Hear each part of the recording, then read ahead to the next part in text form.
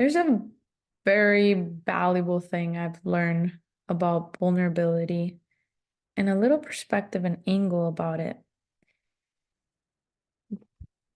I believe the universe created a sets of principles and sets of laws of universe that are so perfectly meaningful, and they all have a purpose. And we don't always understand these purposes of the universal laws. And vulnerability, I believe, is such an interesting thing that we have as earthly beings that connects us.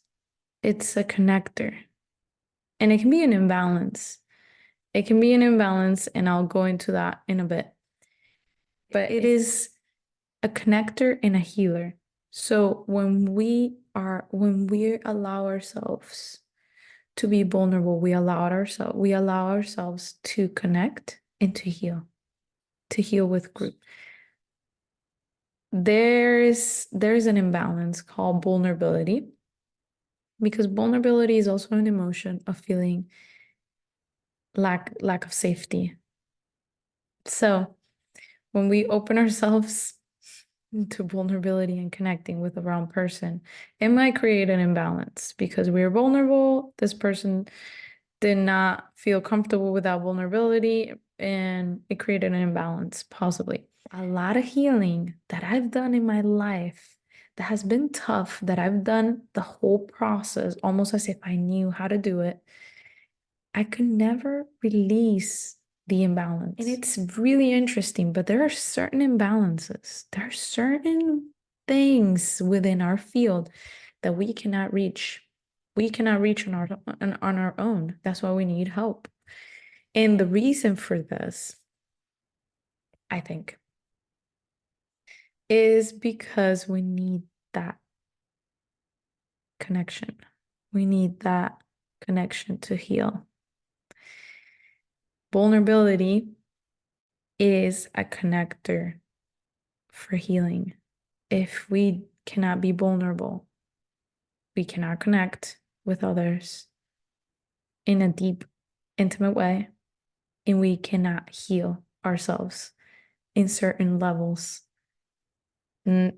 Vulnerability is not the only connector, I don't think.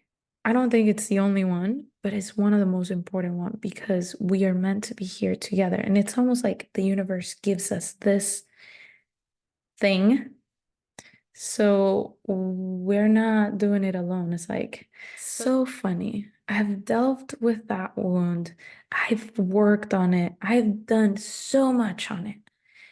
But it took me to have a conversation with that person, be vulnerable and share with them what I was feeling and being vulnerable for me to release it.